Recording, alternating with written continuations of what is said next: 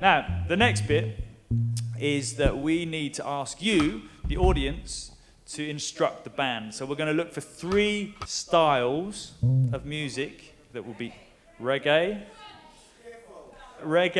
skiffle, klezmer. Whoa, that sounds juicy.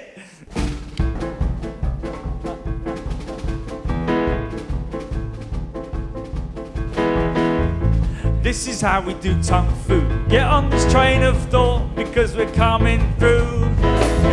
You know we got a show for you because we keep the vibes high when we do tongue fu. And again, tongue fu is an experiment in live improvisation. And it's run by people that are passionate, people that are into poetry and music, and there's a real freedom. I think it's the tongue and it's the food. And the combination of the tongue and the fufu. Fufu is actually a Nigerian dish which is so tasty, and when you put it on your tongue, it just tastes very good. Well, it's really fun. It's different every time, because obviously we make it up as we go along. The energy in the space with words bouncing off the walls and the visuals and music and everything, I think that's what makes it really special.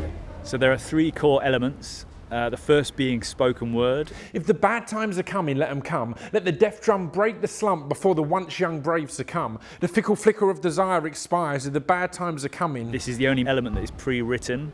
Well-crafted words are at the heart of tongue fu. Then there's the music.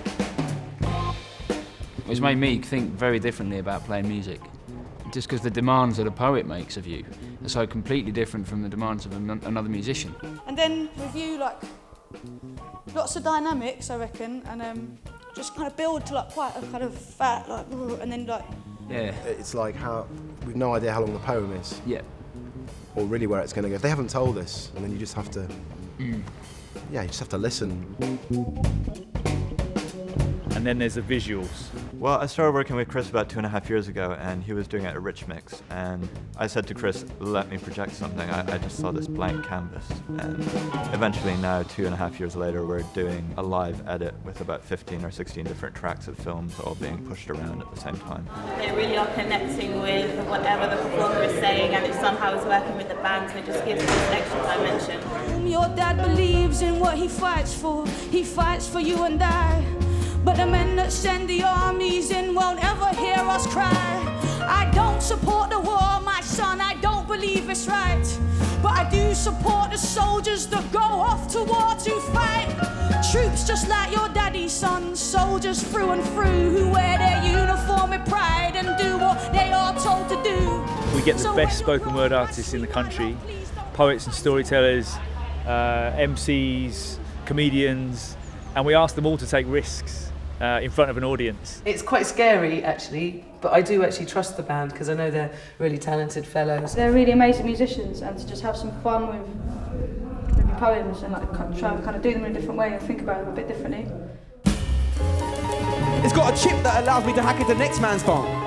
300,000 quadraphonic ringtones. It'll buzz me in when I get locked out of my yard. It's got an inbuilt credit card, remote control, yearly planner, retina scanner.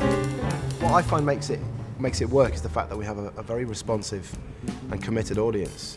So the performance is strong. As a performer, if you've got an audience, then you just make it work. And it's a real moment of sharing the story together. To every little Eddie, finding a voice. Come on, yes, yes, you!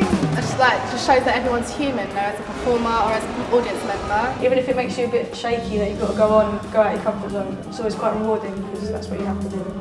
It's not about polish, it's about talent, trusting in the moment and seeing where that takes us, and that's really exciting.